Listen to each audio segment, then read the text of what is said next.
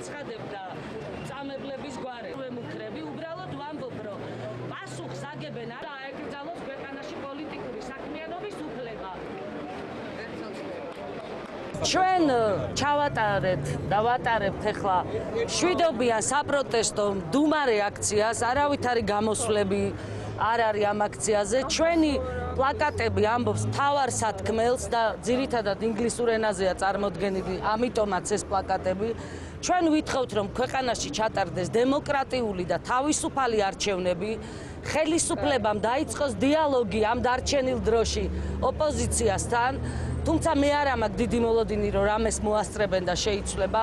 ჩვენ ვითხოვთ უცხოელი პარტნიორებისგან, რომ საქართველოს ღირსეული ქვეყანაა, საქართველოს იმსახურებს ევროლიბერალიზაციას და ვიზა ლიბერალიზაციას და ბოლოს მივიღოთ ეს ვიზა ლიბერალიზაცია, იმიტომ რომ საქართველოს ბევრი მსხვერპლი გაიღო ამისათვის. ბოლოს ჩვენ ამ წლების მანძილზე ტერიტორიები დავკარგეთ.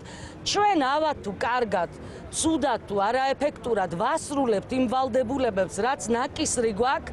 ამიტომაც ჩვენ ვითხოვთ, რომ დაჩქარდეს ვიზა ლიბერალიზაციის პროცესი და ჩვენ საერთოდ დღეს გავავრცელებთ პეტიციას აი ამ აქციის შემდეგ და ამ პეტიციაში ასახული იქნება ეს მოთხოვნები, რომ ჩვენ 7-ზე მეტი დელეგატია დღეს აქ წარმოდგენილი, მათ ვეუბნევით, რომ ქართული დემოკრატია ეყრდნობა მთავარ ფასეულობას, მთავარ ფუნდამენტს, ეს არის არჩევნები და ჩვენ ერთად უნდა გადავარჩინოთ 2016 წლის არჩევნები გაყალბებისგან და ტერორისგან. ამიტომ საჭიროა ბევრი დამკვირვებელი საქართველოში, აი ამ საერთაშორისო ორგანიზაციებიდან, ევროპის ქვეყნებიდან და ჩვენ გვაქვს დიდი იმედი, რომ ბევრი დამკვირვებელი ჩამოვა 2016 წლის ოქტომბერში საქართველოში. ჩამოსული არის 700-მდე პარლამენტარი ევროპის სხვადასხვა ქვეყნებიდან და ჩვენ მინდა მათ გადავცეთ ჩვენი თხოვნა, ჩვენი მოსაზრება გაერთიანებული ოპოზიციის, რომელიც გამოხატავს ამორჩეულთა საკმაოდ სოლიდურ ნაწილს საქართველოში.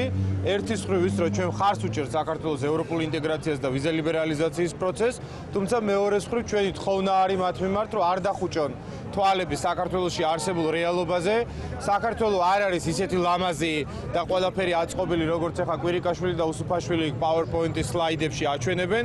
რეალურად ეს არის ქვეყანა, სადაც არის პრობლემები დემოკრატიასთან, სადაც არის პრობლემები თავისუფალ არჩევნებთან, სადაც არის აქ უამრავი იპოთეკით დაზარალებული თუ სამსახურიდან დათხოვნილი ადამიანი და ჩვენი სურვილი არის, რომ თუ მართლაც და ვინც ძალიან ბევრი საქართველოს მეგობრები არიან, დაინახონ ეს პრობლემები და დაეხმარონ საქართველოს ამ პრობლემების მოგვარებაში. ერთ-ერთი ცენტრალური პრობლემა, რა თქმა უნდა, არის საარჩევნო კოდექსი.